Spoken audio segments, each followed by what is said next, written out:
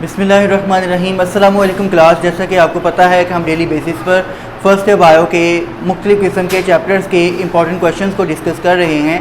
आज का जो हमारा फर्स्ट ईयर बायो का इंपॉर्टेंट चैप्टर है वो चैप्टर नंबर 11 है, यानी bio energetics.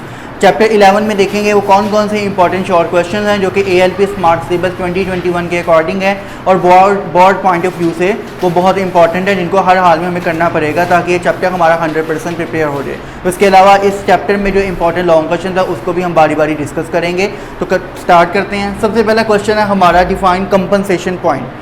Compensation point basically क्या होता है कि आपको फोटोसिंथेसिस यानी चैप्टर का जो इंट्रो है उसमें पहला ही टॉपिक फोटोसिंथेसिस का, उसमें आपको ये टर्म मिलेगी। कंपनसेशन पॉइंट ये होता है कि ऐसा पॉइंट जिस पर रेट ऑफ फोटोसिंथेसिस और रेट ऑफ रेस्पिरेशन दोनों एक दूसरे के इक्वल हो जाएं, उस पॉइंट को हम कंपनसेशन पॉइंट का नाम देते हैं। और ये पॉइंट ज़्यादातर डस्क टाइम यानी गुरूब आफ्ताब से पहले का जो टाइम होता है उस टाइम के करीब करीब ये टाइम आता है, जब जितनी स्पीड के साथ प्लांट फोटोसिंथेसिस कर रहे होते हैं उतनी ही स्पीड के साथ इनकी रेस्पिरेशन भी हो रही होती है। ठीक है। नेक्स्ट क्वेश्चन है, what is the role of water in photosynthesis. Water का रोल क्या आपको पता है? फोटोसिंथेसिस के अंदर दो रिएक्टेंट्स यूज़ होते हैं, एक वाटर और दूसरी कार्बन डाइऑक्साइड गैस। वाटर का रोल क्या होता है फोटोसिंथेसिस में? अगर शॉर्ट में पूछा जाए तो आपने जस्ट शॉर्ट फॉर्म में रोल बताना है कि वाटर जो है ये बेसिकली यूज़ होता है for the production of oxygen gas which is the by product of photosynthesis. ठीक है, वाटर से बनती है ऑक्सीजन गैस, क्योंकि आपको पता है वाटर H2O से आगे O2 निकलेगा, ग्लूकोज यानी शुगर बनने का, तो इसमें कोई चांस नहीं है क्योंकि इसमें कार्बन नहीं है। जबकि जो कार्बन डाइऑक्साइड होता है उसका भी आपने याद रखना है, कार्बन डाइऑक्साइड जो है ये फोटोसिंथेसिस में यूज़ होती है और ये आगे जाके क्या बनाएगी? ग्लूकोज यानी शुगर्स बनाएगी, कार्बोहाइड्रेट जो फूड है असल। ठीक हो गया। नेक्स्ट क्वेश्चन है, व्हाट इज स्पेक्ट्रोफोटोमीटर। स्पेक्ट्रोफोटोमीटर क्या होता है? ये एक ऐसा स्पेशल किस्म का इंस्ट्रूमेंट है जो कि हम इस्तेमाल करते हैं किसी भी चीज़ की वेवलेंथ को और उसकी एब्जॉर्बेंस वगैरह को मेजर करने के लिए in the UV visible light region. ठीक है, अल्ट्रावायलेट और विजिबल लाइट का जो रीजन होता है, इस पूरे रीजन में जो भी वेवलेंथ आती है उस वेवलेंथ को डिटरमिन करने के लिए हम जो इंस्ट्रूमेंट यूज़ करते हैं वो स्पेक्ट्रोफोटोमीटर कहलाता है।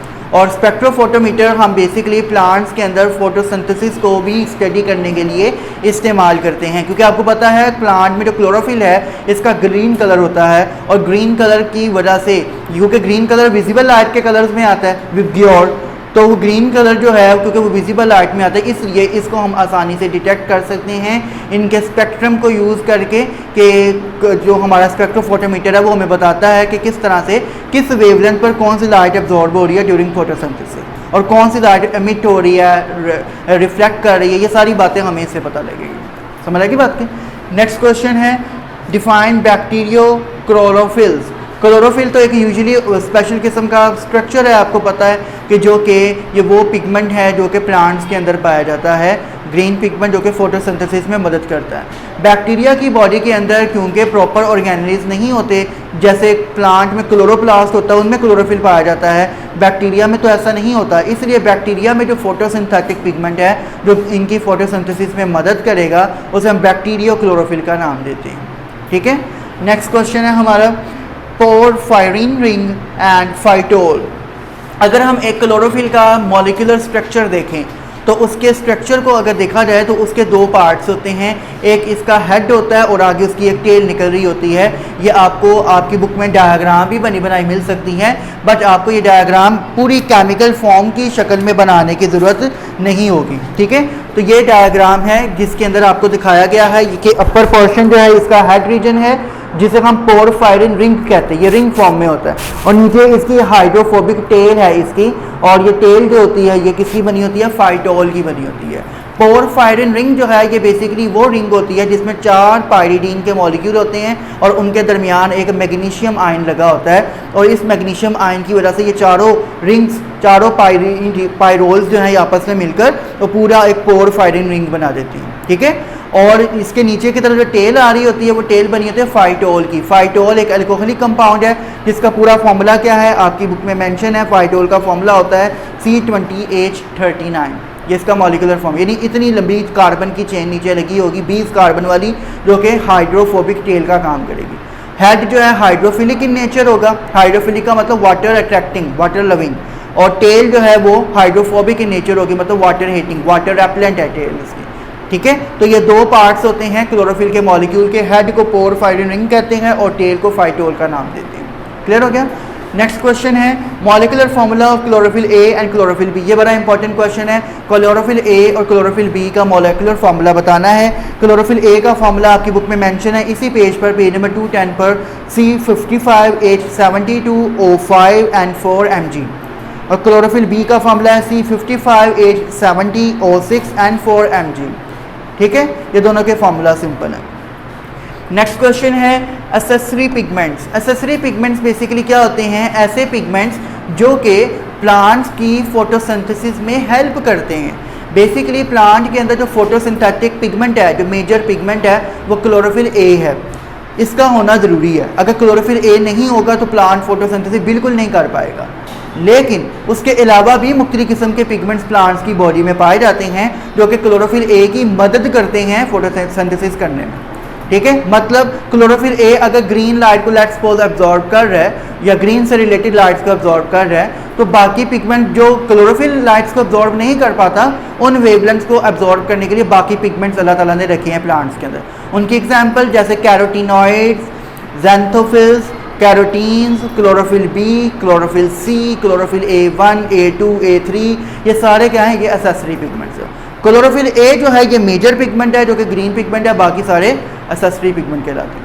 समझ लगी बात की? जैसे ज़ैंथोफिल है तो ज़ैंथोफिल का कलर क्या होता है? येलोइश कलर होता है। ये ऑरेंज से येलोइश कलर का टेक्सचर में डिफरेंट कलर्स में ये पाया जाता है।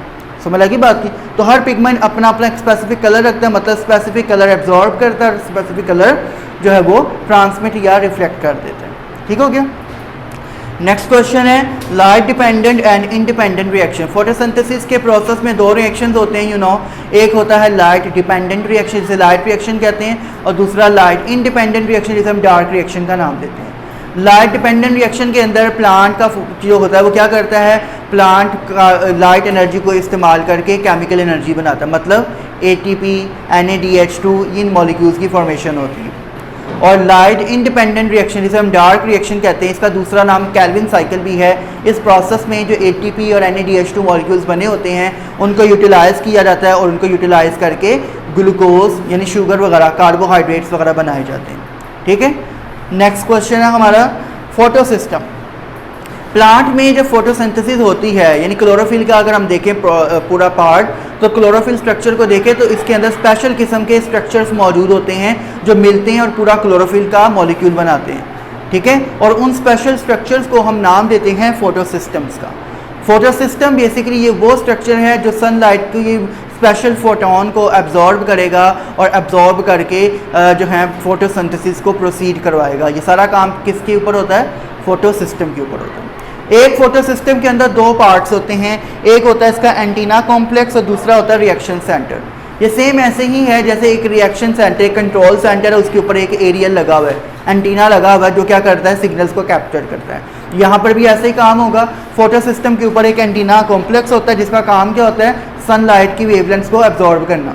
ठीक है, उसको एब्जॉर्ब करके आगे ये फोटो सिस्टम के रिस्पेक्टिव नेबरिंग सेल्स के अंदर क्या करता है? शिफ्ट करता है उस सनलाइट को, यानी उस वेवलेंथ की एनर्जी को रिफ्लेक्ट करता है, आगे की तरफ ट्रांसमिट करता है। और जो अगला पोर्शन होता है जो कि इस एनर्जी को सारा कैप्चर करेगा वो क्या कहलाता है? रिएक्शन सेंटर कहलाता है। और असल में सारा काम किधर होना है? रिएक्शन सेंटर पे होगा। ठीक है। नेक्स्ट क्वेश्चन देखें, प्राइमरी इलेक्ट्रॉन एक्सेप्टर।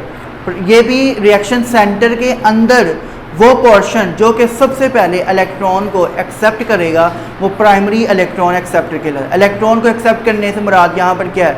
जब सनलाइट एब्जॉर्ब होती है तो जो वाटर होता है प्लांट के अंदर वो उस लाइट को एब्जॉर्ब करके वो आयोनाइज हो जाता है, जिससे ऑक्सीजन बनती है, हाइड्रोजन आयंस बनते हैं, प्लस इलेक्ट्रॉन्स निकलते हैं।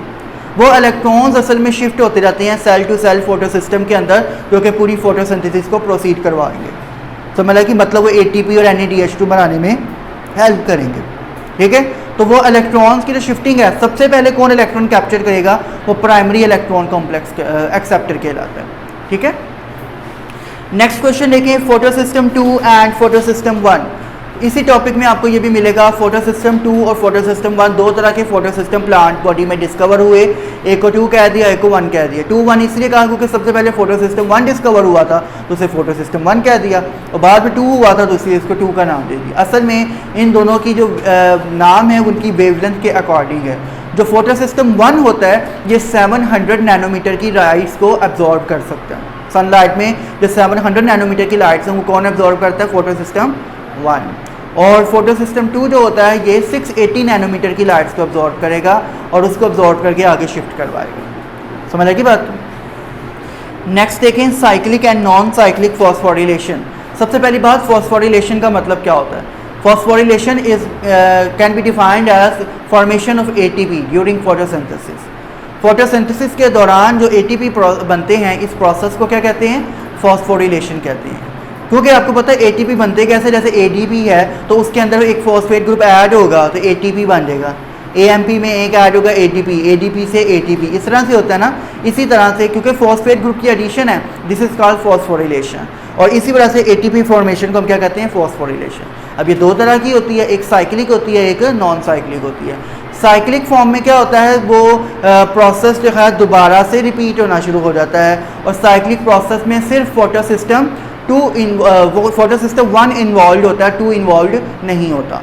ठीक है, जबकि जो हमारी फोटो सिस्टम क्या कहते हैं नॉन साइक्लिक फॉस्फोरिलेशन है, ये एक जी स्कीम में काम करती है और इस प्रोसेस के अंदर दोनों फोटो सिस्टम इन्वॉल्व होते हैं, 1 भी और 2 भी दोनों काम कर रहे होते हैं।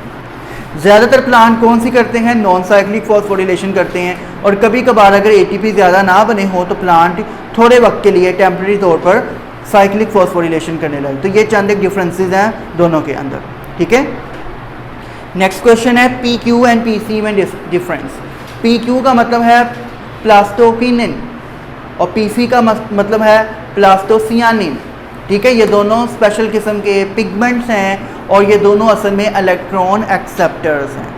ठीक है, ये वो पिगमेंट्स हैं जो कि इलेक्ट्रॉन को कैप्चर करते हैं। ये दोनों pigments basically electron transport chain में इस्तेमाल होते हैं ड्यूरिंग फॉस्फोरिलेशन। फॉस्फोरिलेशन के अंदर चाहे साइक्लिक हो रही है नॉन साइक्लिक हो रही है, उसके अंदर पी क्यू जो होगा प्राइमरी इलेक्ट्रॉन एक्सेप्टर से, जो ऊपर हमने पढ़ा था, प्राइमरी इलेक्ट्रॉन एक्सेप्टर से क्या करता है? इलेक्ट्रॉन कैप्चर करके आगे शिफ्ट करता है साइटोक्रोम कॉम्प्लेक्स को, जो कि एक बड़ा पिगमेंट है। उधर से फिर वो इलेक्ट्रॉन कैप्चर होके आगे जाते हैं कहाँ पर? पीसी की तरफ। पीसी से फिर आगे फोटो सिस्टम 1 की तरफ जाते हैं। समझ आ गई? अच्छा जी, नेक्स्ट देखिए साइटोक्रोम। साइटोक्रोम भी एक पिगमेंट है। असल में साइटोक्रोम की बहुत सारी टाइप्स होती हैं, साइटोक्रोम A1, A2, A3, इन सबको कलेक्टिवली हम कह लेते हैं साइटोक्रोम कॉम्प्लेक्स। असल में ये वो पिगमेंट है, ये वो इलेक्ट्रॉन एक्सेप्टर साइट है जो कि असल में एटीपी सिंथेसाइज करती है। जहाँ पर फॉस्फोरिलेशन होती है वो साइटोक्रोम कॉम्प्लेक्स से होता है। समझ लगी बात को? नेक्स्ट टर्म देखें जो कि बड़ा इंपॉर्टेंट शॉर्ट क्वेश्चन है, इस पर चाहे आप स्टार लगा लें, केमियोस्मोसिस। ये क्वेश्चन ऐसा क्वेश्चन है कि इस टॉपिक से रिलेटेड कुछ ना कुछ आपको ज़रूर आएगा। केमियोस्मोसिस में शॉर्ट आ जाए या कोई एमसीक्यू आ जाए, कभी कभार लॉन्ग भी दे देते हैं, लेकिन लॉन्ग के चांसेस कम है इसमें, शॉर्ट में ये ज़्यादा इंपॉर्टेंट है। केमियोस्मोसिस क्या होती है? केमियोस्मोसिस का मतलब होता है बेसिकली एटीपी सिंथेसिस। ठीक है, एटीपी की जो फॉर्मेशन होती है इसे हम क्या कहते हैं? केमियोस्मोसिस का नाम देते हैं। अब ये एटीपी सिंथेसिस कहाँ होती है? ये होती है across the plasma membrane of the chloroplast, क्योंकि फोटोसिंथेसिस तो क्लोरोप्लास्ट में हो रही है ना, क्लोरोफिल के अंदर। तो क्लोरोप्लास्ट की जो प्लाज्मा मेम्ब्रेन है उस मेम्ब्रेन के अकॉर्डिंग, उस मेम्ब्रेन के अक्रॉस जो एटीपी फॉर्मेशन होती है उसे हम केमियोस्मोसिस का नाम देते हैं। समझ लगी बात की? और ये स्पेशल किस्म के एक एंजाइम के ज़रिए होती है जिसे हम कहते हैं एटीपी सिंथेटेज एंजाइम। ठीक है, इस एंजाइम को क्या कहते हैं? एटीपी सिंथेटेज, जिसकी मदद से, या एटीपी सिंथेज भी कहते हैं इसे, इस एंजाइम की मदद से एटीपी के मॉलिक्यूल्स बनते हैं across the membrane of the membrane of the chloroplast. ठीक है, और ये बात याद रखनी है आपने कि केमियोस्मोसिस प्रोसेस कहाँ होता है? प्लांट्स में, यानी फोटोसिंथेसिस के दौरान होता है, रेस्पिरेशन में नहीं। नेक्स्ट देखें, ये यहाँ पर हमारा फोटोसिंथेसिस से रिलेटेड जो इंपॉर्टेंट शॉर्ट थे वो ख़त्म हो गए। अब आगे हमारा पोर्शन स्टार्ट हो रहा है रेस्पिरेशन का, जिसमें सबसे पहला क्वेश्चन है हमारा RUBP। RUBP का पूरा नाम होता है राइबुलोज बिसफॉस्फेट।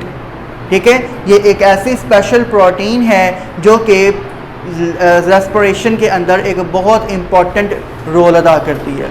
ना सिर्फ रेस्पिरेशन में बल्कि ये प्रोटीन कैल्विन साइकिल में भी बहुत बड़ा रोल अदा करती है। मतलब प्लांट में फोटोसिंथेसिस के दौरान जब डार्क रिएक्शन हो रहा होता है तो उस दौरान भी इस RUBP का मेन काम है जो कि साइकिल को प्रोसीड करवाती है। स्टार्टिंग पॉइंट हमारा क्या होता है, ये RUBP होती है जिसके ऊपर कार्बन डाइऑक्साइड अटैक करती है, रुबिस्को बनता है, रुबिस्को से फिर आगे साइकिल चलता है। तो मैंने की बात की। और ये भी माना जाता है कि पूरी दुनिया में सबसे ज़्यादा जो प्रोटीन पाई जाती है वो रुबिस्को है। ठीक है, और प्लांट्स में भी सबसे ज़्यादा प्रोटीन जो पाई जाती है वो यही है, रुबिस्को एंजाइम है ना, रुबिस्को एंजाइम। ठीक हो गया।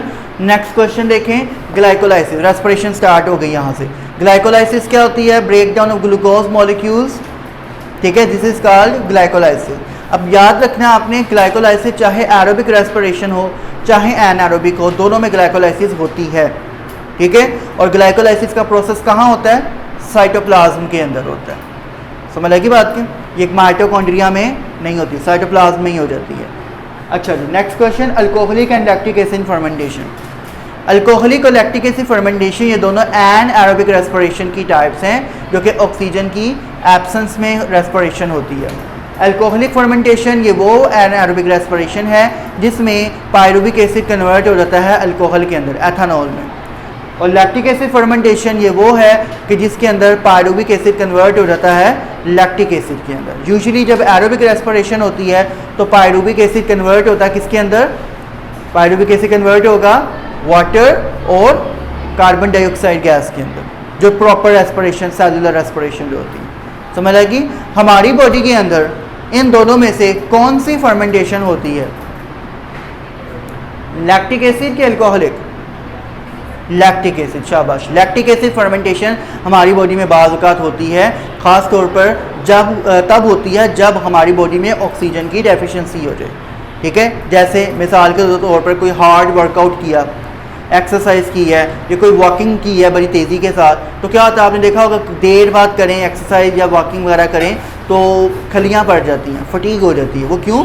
उस दौरान मसल्स के अंदर लैक्टिक एसिड फर्मेंटेशन शुरू हो जाती है बजाय एरोबिक रेस्पिरेशन के। ऑक्सीजन की कमी होने की वजह से मसल्स एन एरोबिक करना शुरू कर देते हैं और कार्बन डाइऑक्साइड बनाने की बजाय लैक्टिक एसिड बनना शुरू हो जाता है, जो कि मसल्स में इकट्ठा होता रहेगा और मसल्स जो है वो इन्फ्लेमेट कर देंगे, हम कहेंगे फटीग होगी, यानी इनमें खलियाँ पड़ गई। ठीक है, फिर वो आहिस्ता आहिस्ता फिर ठीक होता जाता है, टाइम लगता है और आहिस्ता आहिस्ता वो लैक्टिक एसिड टूटता जाता है, CO2 में कन्वर्ट होता है और वो प्रोसेस ठीक हो जाता है। ठीक हो गया। नेक्स्ट क्वेश्चन देखें, नेक्स्ट है preparative and oxidative phase. Glycolysis process के अंदर दो फेजेज होती हैं। पहली फेज़ है प्रिपरेटिव फेज, जिसमें ग्लाइकोलिसिस प्रोसेस में सेल्स को प्रिपेयर किया जाता है, यानी इस प्रोसेस के दौरान ATP बनते हैं। फिर नेक्स्ट आती है ऑक्सीडेटिव फेज, जिसके अंदर बेसिकली जो हमारा कंपाउंड पूरी सीरीज में बना होता है उससे फिर आगे क्या होता है, उसकी ऑक्सीडेशन के नतीजे में पायरुविक एसिड बन जाता है। यानी कि प्रिपरेटिव फेज में स्टार्टिंग हो रही है और ऑक्सीडेटिव फेज में ग्लाइकोलिसिस की एंडिंग हो जाएगी, मतलब ग्लूकोज कन्वर्ट हो जाएगी पायरुविक एसिड के अंदर। एक ग्लूकोज का मॉलिक्यूल कितने पायरुवेट्स बनाता है? टू पायरुवेट्स बनाता है। ग्लूकोज में 6 कार्बन है ना, तो एक पायरुवेट में 3 कार्बन है, तो एक ग्लूकोज से 2 पायरुवेट्स बनेंगे। ठीक है, नेक्स्ट क्वेश्चन देखें, एसिटाइल कोएंजाइम ए, ये आपको क्रेब्स साइकिल में से मिलेगा, इसके क्रेब्स साइकिल के ऊपर वाले पॉइंट में, पायरुविक एसिड ऑक्सीडेशन वाले में। तो एसिटाइल कोएंजाइम ए ये वो स्पेशल किस्म का एंजाइम है जो कि पायरुविक एसिड को इजाज़त देता है माइटोकॉन्ड्रिया की मेम्ब्रेन क्रॉस करने में।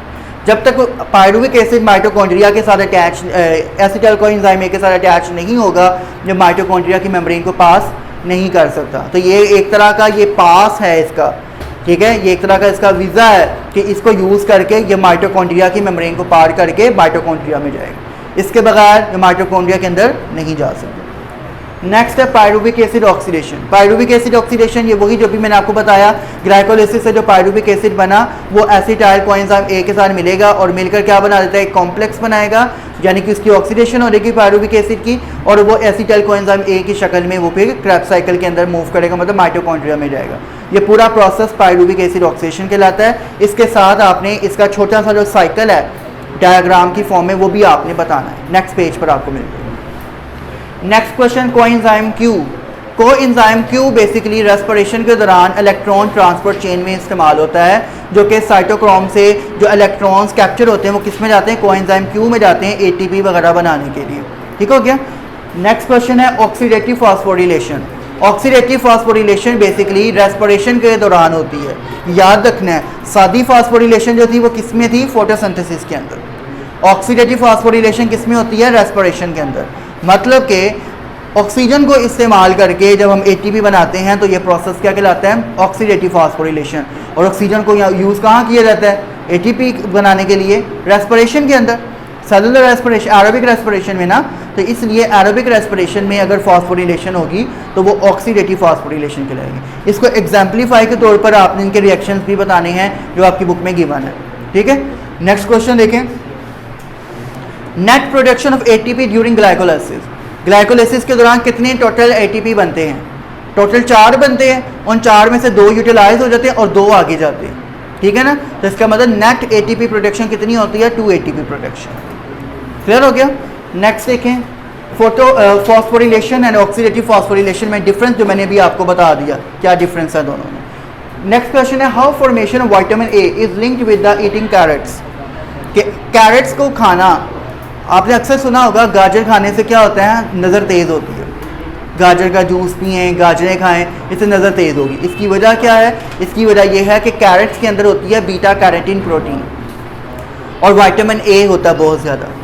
विटामिन ए जो है ये हमारी आंखों में जो रोडोप्सिन प्रोटीन होती है जो नज़र को तेज़ करती है, जो हमारी आंखों की रॉड्स को एक्टिव करती है, ये रोडोप्सिन प्रोटीन के लिए विटामिन ए बहुत ज़रूरी है। तो जब हम कैरेट्स खाएंगे तो विटामिन ए बॉडी में ज़्यादा होगा, तो उसके नतीजे में आंखों में रोडोप्सिन प्रोटीन ज़्यादा बनेगी। जब रोडोप्सिन प्रोटीन ज़्यादा बनेगी तो फिर नज़र क्या होगी, तेज़ होगी, रॉड्स तेज़ हो जाएंगे और ब्राइटनेस हमारी आंखों की तेज़ हो जाएगी। समझ लगी। तो ये लिंक है कैरेट्स का और विटामिन ए के दरमियान। नेक्स्ट क्वेश्चन है, location of etc and chemiosmosis कहाँ कहाँ होती है। इलेक्ट्रॉन ट्रांसपोर्ट चेन आपको पता है कहाँ है, ये रेस्पिरेशन के अंदर। रेस्पिरेशन में इलेक्ट्रॉन ट्रांसपोर्ट चेन वाला प्रोसेस कहाँ होता है, और across the membrane of the mitochondria. Mitochondria की मेम्ब्रेन पर होती है ना इलेक्ट्रॉन ट्रांसपोर्ट चेन। जबकि केमियोस्मोसिस कहाँ होती है, तो फोटोसिंथेसिस में था, यानी ये across the membrane of the chloroplast. ये क्लोरोप्लास्ट पे, ये माइटोकॉन्ड्रिया पे। ठीक है। नेक्स्ट क्वेश्चन है, what is C3 pathway. C3 pathway का मतलब क्या है, C3 पाथवे कहते हैं हम बेसिकली कैल्विन साइकिल को। ठीक है। जो कैल्विन साइकिल होता है हमारा वो C3 पाथवे कहलाता है, क्योंकि इसके अंदर 3 स्टेप्स आते हैं और उन 3 स्टेप्स की वजह से इस पूरे प्रोसेस को हम C3 पाथवे का नाम देते हैं। समझ लगी बात की। तो ये था भी क्लास आज का। हमने देखा कि इसमें इंपॉर्टेंट शॉर्ट क्वेश्चन कौन कौन से थे। अब इसके लॉन्ग क्वेश्चंस को आप सुन लें गौर से, मैं बोलता जाता हूँ, आप लोग पॉइंट आउट करते रहें, नोट डाउन करते रहें साथ साथ, ताकि आपको आसानी हो जाए। इसमें सबसे पहला जो लॉन्ग क्वेश्चन आएगा चैप्टर के, अगर हम स्टार्ट से देखें तो एक सबसे इंपॉर्टेंट लॉन्ग कैल्विन साइकिल। उससे भी पहले आप, अगर मैं आपको बिल्कुल स्टार्टिंग से बताऊं तो स्टार्टिंग से सबसे पहले आपने करना है, first question is non cyclic phosphorylation. Non cyclic phosphorylation जिसे हम जी स्कीम मेथड भी कहते हैं, और इसकी प्रॉपर साथ आपने डायग्राम भी बनाएंगे। सेकंड क्वेश्चन कैल्विन साइकिल, और इसकी भी साथ डायग्राम आएगी जो फ्लो शीट डायग्राम है। Third question is glycolysis. Question number 4 होगा क्रेब्स साइकिल, और question number 5 oxidative phosphorylation. 5 long question इसमें मैंने आपको बताए। मैं एक बार फिर रिपीट कर देता हूँ, आप नोट डाउन कर लें। पहला क्वेश्चन मैंने आपको बताया non cyclic phosphorylation. Question number 2 बताया आपको, पहला था non cyclic phosphorylation. Question number 2 बताया कैल्विन साइकिल। क्वेश्चन नंबर 3 बताया glycolysis. Question number 4 Krebs cycle, और क्वेश्चन नंबर 5 ऑक्सीडेटिव फॉस्फोरिलेशन। इन 5 क्वेश्चंस की जो जो रिस्पेक्टिव फ्लो शीट डायग्राम्स हैं वो आपने ज़रूर बनानी है। अगर आप डायग्राम्स कर लेंगे तो आपका मेजर पोर्शन वही है, मेन डायग्राम्स हैं इसके। समझ लगी बात की। ये था भाई आज का हमारा लेक्चर, जिसमें हमने चैप्टर नंबर 11 को डिटेल में डिस्कस किया, फर्स्ट ईयर बायो का। किसी भी पॉइंट पर इशू हो आप मुझसे डिस्कस कर सकते हैं। कल इंशाल्लाह नए चैप्टर के साथ डिस्कस करेंगे। तब तक के लिए अल्लाह हाफिज़।